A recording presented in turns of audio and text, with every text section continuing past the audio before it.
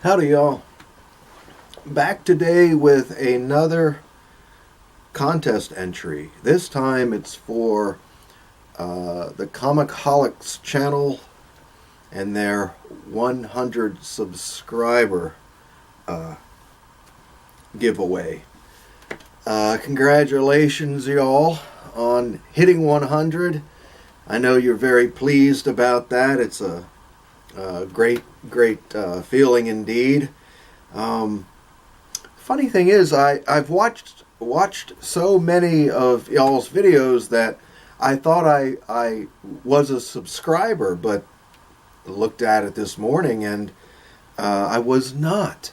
But I rectified that short time ago.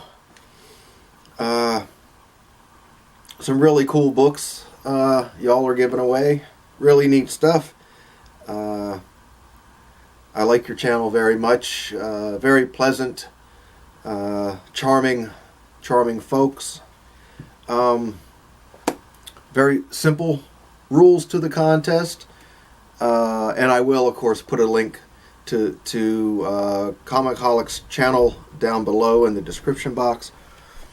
Very simple rules. You have to be 18 or over. Check.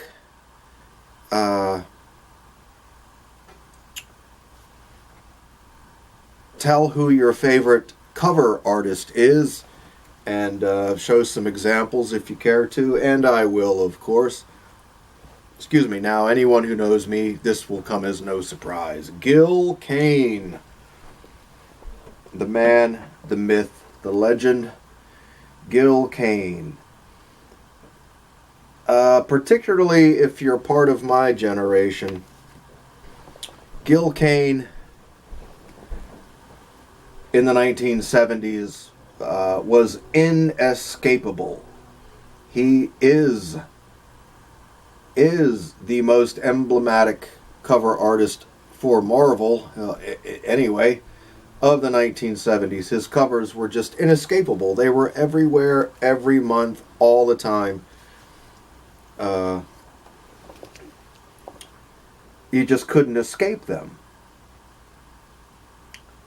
And also, he's not just my favorite cover artist, he's my favorite comic book artist of all time. His work is so dynamic.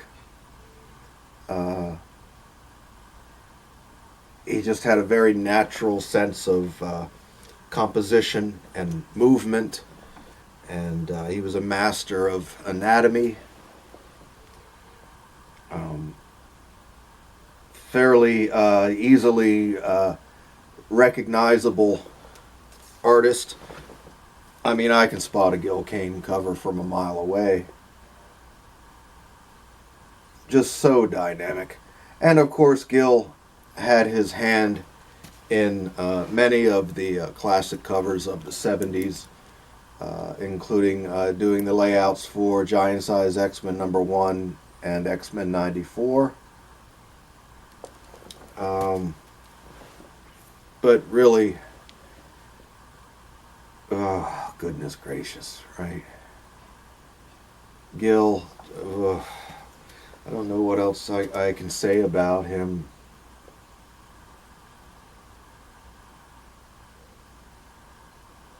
Although inked by the wrong person, or a rush job, ink job, or whatever, he also gets my vote as the artist who's had more fabulous illustrations ruined. I mean, I hate to say that, but it's true. I've seen some really dynamite Gil Kane work just shat upon, really. It's too bad. Anyway, also 3 Grail books. I have to say that I'm not much of a collector anymore, but there are still a couple of books out there that I would like to have. And my 3 Grail books, actually I've had had copies of each of them over the years, but I've sold them all since.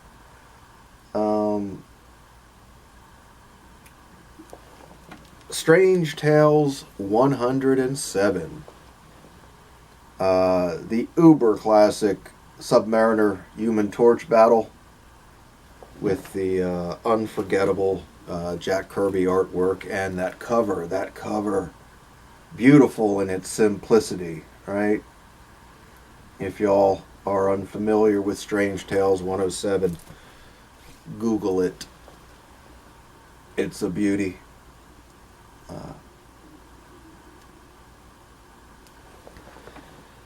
Silver Surfer number 4.